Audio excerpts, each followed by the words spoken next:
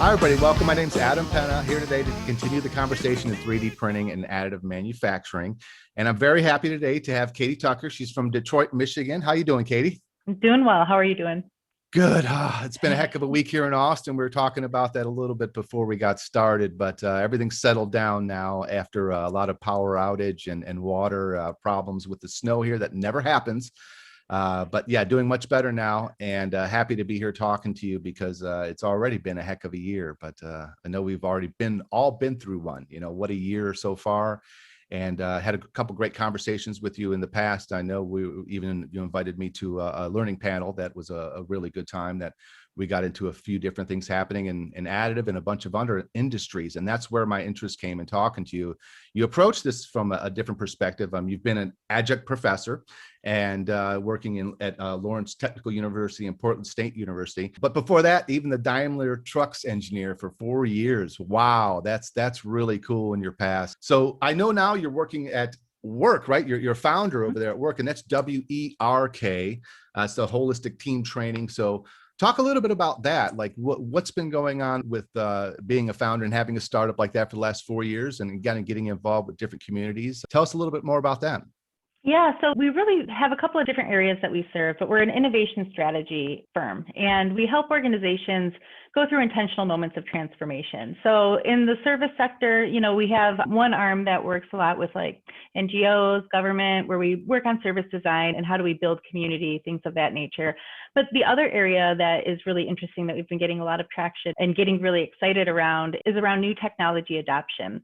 And we're humanists, we're human-centered designers. So everything we do comes from the human perspective. So really our work is really trying to uncover how do we adopt new technology in a way that kind of serves our communities, serves our society in an appropriate way in the future. So that's where we get really excited. Yeah, no, it's a lot of it. In the 3D printing industry, you talk about parameters, in life, you can kind of apply that. There's a lot of parameters that go into things. Yeah. And understanding that from that holistic, I guess, view, it's difficult. It takes a while to kind of incorporate those things, especially as you move along. But if you're not aware of them, you can become up against some pretty hard obstacles. So I know that's got to be a lot of great work, especially dealing with people and understanding them and seeing where they actually come against the walls of whatever is happening in their specific workplace. But now I know also you get into like a lot of different things with human-centered design. And can you define that a little bit better, Phil? How does that actually look inside of the workplace? Yeah, so we have a lot of levers that we can pull when we're trying to solve problems. And there's three areas that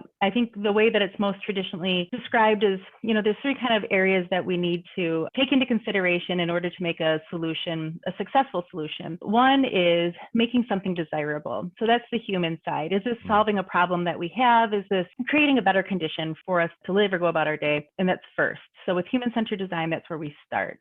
Now, that doesn't mean that we don't consider the business side of things. So is this a viable solution, considering, money and other kinds of resources? And also, is it technically feasible? So in new technology adoption, oftentimes we get so excited about the technology itself, right? This is a very exciting kind of frontier. So what we do is we, yes, acknowledge it, but say, okay, now let's back this up a little bit and let's look at the challenges that are out there and really try and find through human need where the best application of that technology is and the best way to apply it. One thing that I'll also say is a lot of human-centered design innovators focus on kind of the end product and the end user, right? So how to make a better something for your customer. But one of the things that we see a lot of value in is in the new technology adoption space is not really just for the end user. Yes, that's who we're all trying to serve, but there's so many more people along that whole development channel and the development chain before we even get there, right?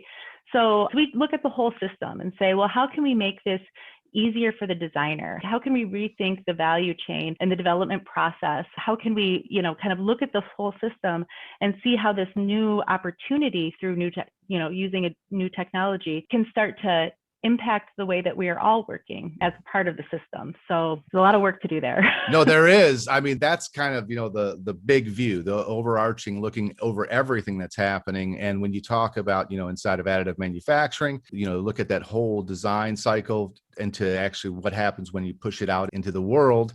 And then you have to look at its life cycle and what happens with legacy. But that whole time, even before that, like you're talking about, when you're taking a technology and you're bringing it into a company, there's not only getting used to it, understanding what it is, what it could do, but it's the training that happens in the beginning with the people that are taking it over, but also the whole company, because not only the people that are using it, but the people that are actually there working around it have to know what it's good for, why we brought this into it. So everybody has the buy-in is what I'm getting at. And that's a hard thing to do. It's like, if some of this technology, I guess, to get to a bottom line that happens, it's unfortunate, will sit, and it will sit because people just don't understand. They got involved in the hype. They bought it for a certain reason. They didn't realize, exactly what they needed to do, or they had one application that fizzled out and it didn't go anywhere else after that. So that whole buy-in is a big part of what you're doing, it sounds like. Yeah. There's two things I'll say about that. I know that I'm not unique in the story. We've all heard the story from somebody who says, yes, we've bought that. It was it's collecting dust. So additive manufacturing is not for us, right? Right. We don't need that. I think that one part is kind of looking at it from an organization perspective. So an organization that does create things, an engineering department who might have, an additive manufacturing kind of prototype machine. Maybe we're getting into making some low volume type stuff, maybe in-house. But then when you start thinking beyond that, really, it's not only getting that organization excited about it. So, here I am in Detroit, Michigan. If we were to talk about automotive, it's not just about getting Ford or GM or an automaker, an OEM excited about it, but it's also, how does that play with our supply chain? So how do we get that excitement level and socialize the technology kind of at the same level? Because if there's an imbalance, right, one side's really excited and the other is not, whether it's the OEM or a supplier, the adoption is misaligned, right? So a lot of what we do is we create the conditions for those excitement levels to rise at the same time, and areas of interest to, kind of help guide those conversations so they can be more focused. Yeah. And a lot of that is looking at design criteria. We're talking about the beginning stages of actually understanding. I was going through this conversation and it's wild. I've actually been involved with a new craze right now, a new app out there called Clubhouse. And, when I was inside of these rooms talking, because basically it's like, when you go to a trade show and you get to sit there and walk into different rooms and hear different people talking about the subject matter, and you could contribute by raising your hand or actually be on the stage and moderating what's going on. So there's all levels of interaction there. But a lot of the feedback that I kept hearing was, along that stage, understanding the difference between 3D printing and additive manufacturing. You're looking at, two words and they said they mean the same thing. Well, the key difference obviously is that word manufacturing in there, right? And when you get to that stage, you have to look at totally different things. And it comes down to quality and repeatability. Those are the big things. You have to repeat what you're doing and it has to be of the same high quality as the last one. So that whole different way of thinking from just becoming, a 3D printer, everybody could start 3D printing in their home, doing things, prototyping, all the way up to now production. And that's where that additive side comes in. But that design thinking now, okay, you've identified a part, that's great, and you want to 3D print it. But why would you take it to the manufacturing side? And okay, since you identified a part, that's great, because now there's all these other attributes that go into 3D printing. And now you might be able to gain those benefits of lightweighting, of, an organic design, or there's so many things that go into what can make a design iteration better. And if I was thinking of how big of it is just a key to know you want to 3D print something, because then you could start looking at all that design intent going forward. So talk a little bit about that. Like, what are some of the motivations and pain points behind that? Really what we do is we look at how do we change the experience. And this is where we say, let's pull from our end use, right? Our end user, in identifying what their current challenges are, what currently is working for them, and saying, okay, how do we shape the experience? We want to increase the customer's experience level and create a more valuable product in the end, right? And what this allows us to do is, by giving more value, it also kind of raises that top line revenue, rather than, which is a very different conversation than saying, I have this thing and it was injection molded and can you 3D print it for a cheaper price, right? So that's just attacking the bottom line. Conversations start out there a lot of times, Yeah. Yeah. Absolutely. So we, and that's a conversation for somebody else. That's not what we do. We say, how do we use the technology? How can we use the unique capabilities of this technology to create a very different kind of experience? And what is the value of that? So by identifying the value drivers, by looking at those value drivers from the end user's perspective, and the end user might be the customer. It might be an assembly line worker, right? So making things easier Where it's to going assemble. next. Yeah. Right. So there's kind of downstream customers or users that we can consider, but by saying what are their needs and how can we address those needs in a new and very different way than we have before, in a better way, that's how we start to evaluate what components are good candidates for 3D printing. Yeah.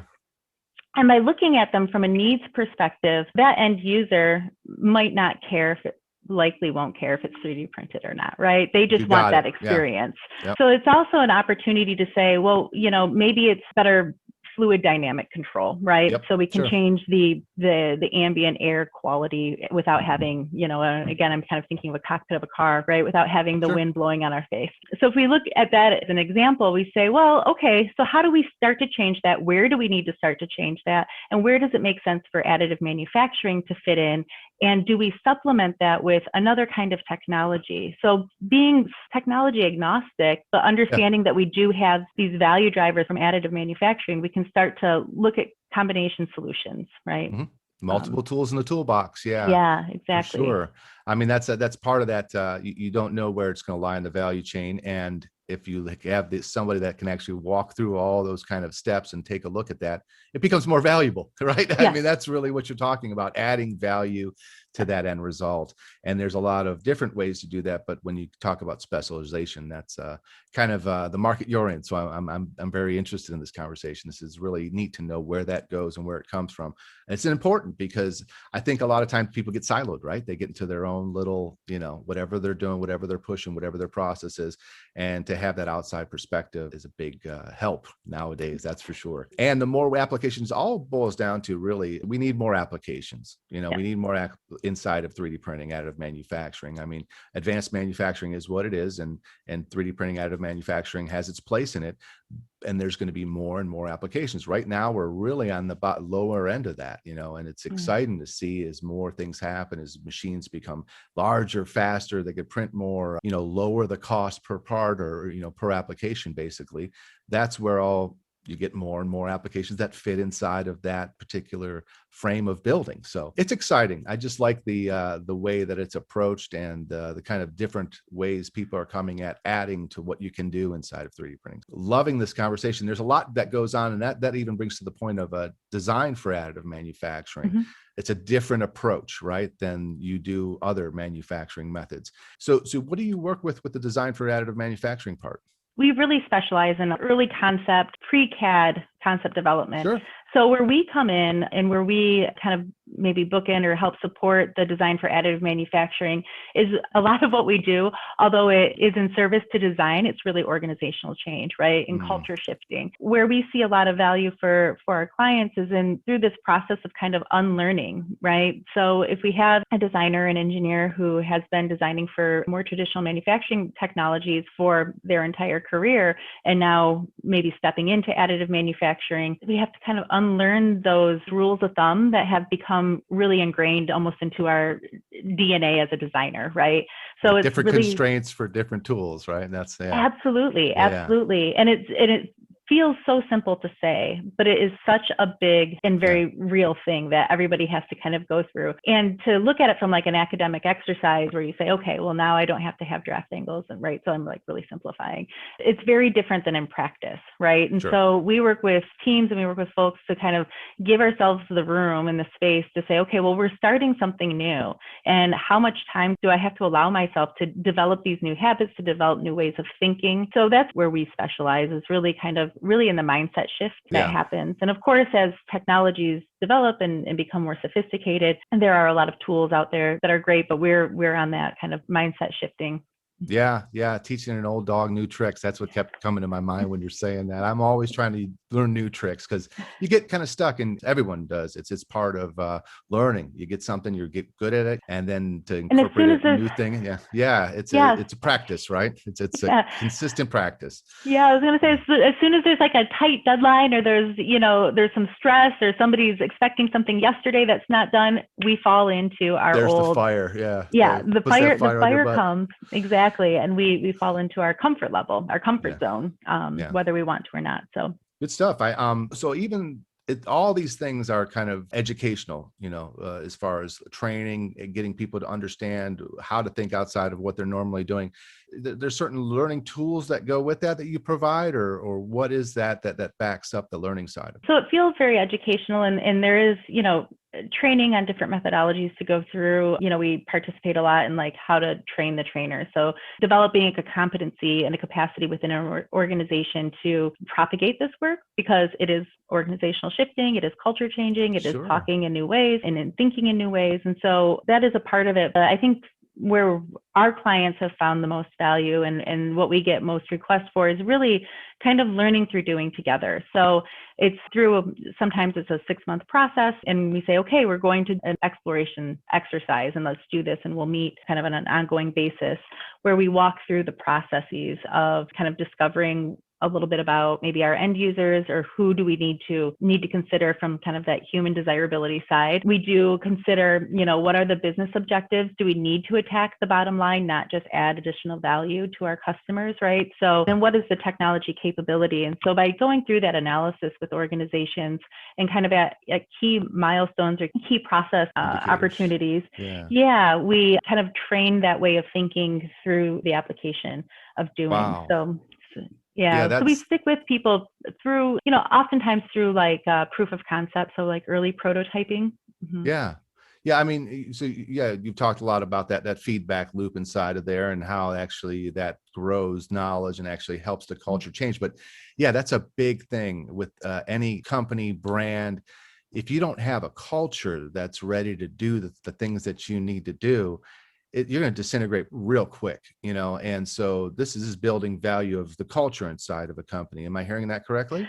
Yeah, absolutely. And if you think about all of our clients that are business to business, if you're working in a business to business capacity, it's not just your own internal culture, but then how do you start to, build up your ecosystem with that kind of capacity and thinking? Yeah, it's a big part of that. You get in the partner supply chain, the whole 9 yards of it, right? That's continuing that same culture. And those are the type of people that you bring to you and you want to work with, because they're all part of that culture. That's hard. That's that hard thing to farm and to grow. And it takes a while, but once you have the right tools, and it sounds like you're providing the right tools. So that's exciting. I mean, there's so many companies that are struggling with this, especially once, there's a lot of startups out there that have a lot of great ideas, but they it's hard. That cultural shift of being able to let go of some things that you're doing by yourself when you're growing is a difficult time. I just think the more of this that obviously the right companies have, the better we are. So thanks for being out there doing that. And that kind of leads me to the other side of it is, that's a part of culture is servant leadership, giving back and actually being able to, like you were saying, propagate what you've learned throughout your company, your supply chain, your partners. So, talk about that. What sort of collaboration happens on the side of the servant leadership? I think one of the values of having any outsider come and facilitate these conversations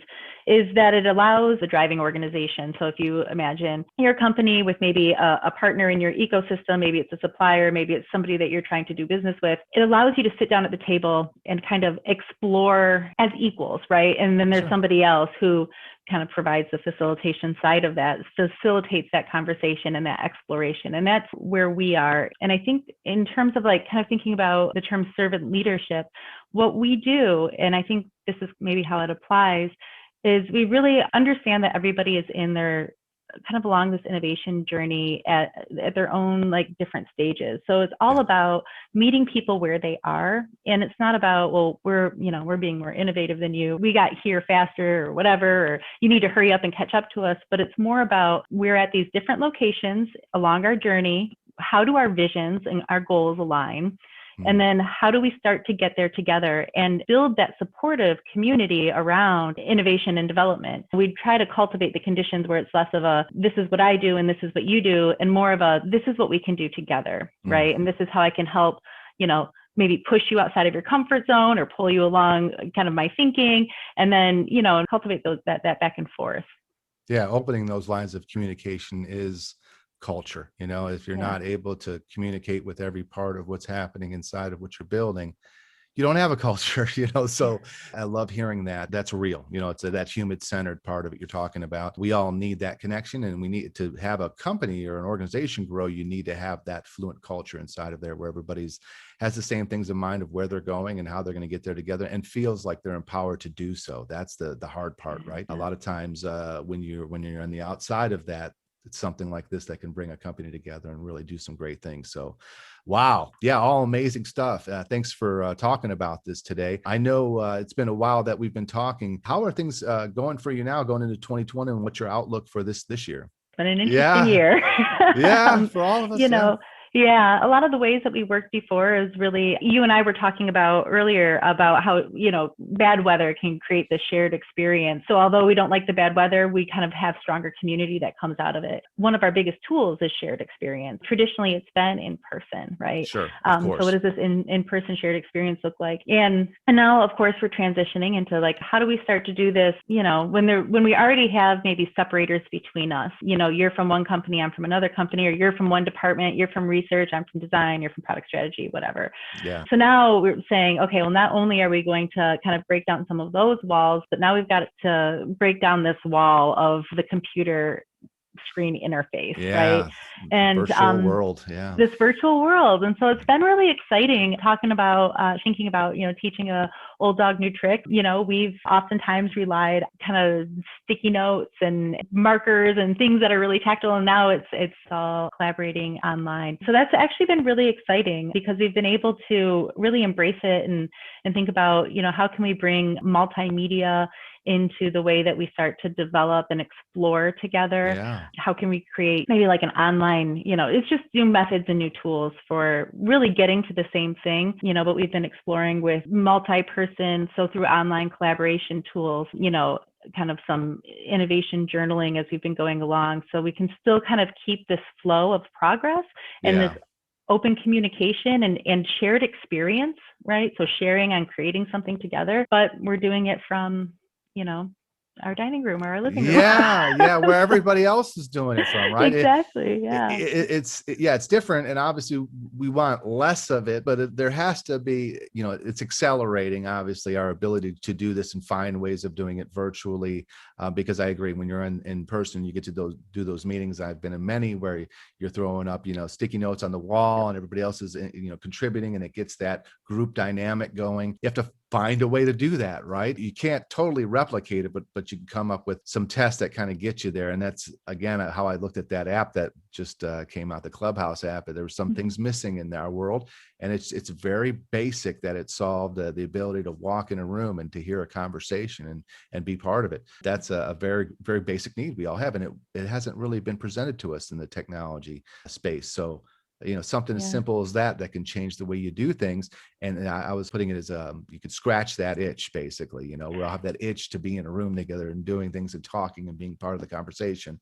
Well, that's another little virtual way that scratch that itch, but there's a lot more than just that. It takes a lot more tools. So we keep building them, I guess, and doing it the best we can as we go. Yeah. We do have a lot of people who come to us and they're like, well, when things open up, we want to do this offsite, or, or can we just do an offsite now? Is there any way we can make that happen? And I think that in the spirit of what we've been talking about through this whole time is like really kind of rethinking it and saying, well, instead of replicating and trying to recreate the inside the room with the sticky note experience, how can we share an experience? Let's look at our goals and objectives of this. How can we share this experience? How can we grow and develop together? And these are the tools that we have to do that. And how can we rethink this? And there's a lot of new technology that's, and I'll put a plug in there for, there's Mural and Miro and Figma, and there's a lot of really great technologies that kind of help us collaborate. But it feels like in some ways trying to replicate that experience. And so we're trying to look beyond that. And so far we've had some pretty great new tools that have come out of it.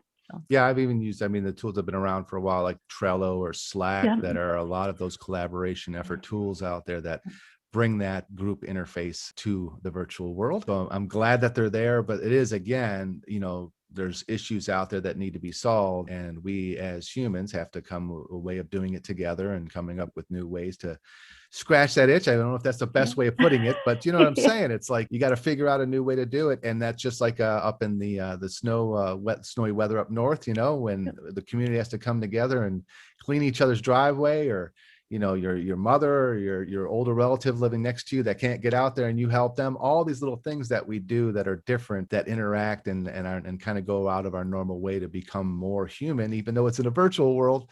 I Yeah. welcome that. The virtual world needs more of that, and we're all looking for that interaction. So it's great to learn more about that from you, and that there's a better way of looking at this than just my old little siloed view over here as an old dog. Oh, But that's so yeah, great. all good stuff. Well, Katie, wonderful to have you here. Is there anything Yeah. else you'd like to add before we let you go? No, it's really, thank you for the chance to talk to you about this. This is really where I could talk all day. I love nerding out on some of this. So I appreciate the opportunity. It's always great to talk to you, Adam. And Yeah, sounds thank good. you. Is there a website where people could find Oh that? my gosh, yeah. So you can find us at www.workstrategy. So it's WERK. Yes, STR. WERK. Yeah, Yeah. work. It kind of comes from the idea, stole it from the German. Yep. Work connotates like a hand working, so learning through doing, and that's really Nice. core to some of our values. So learning through doing. So we choose to spell it that way, WERKstrategy.com. Awesome. Yeah. Yeah, I'll put a link to that in our conversation again. Katie, thanks for being here. Thank you. Thank you. Great to see you again.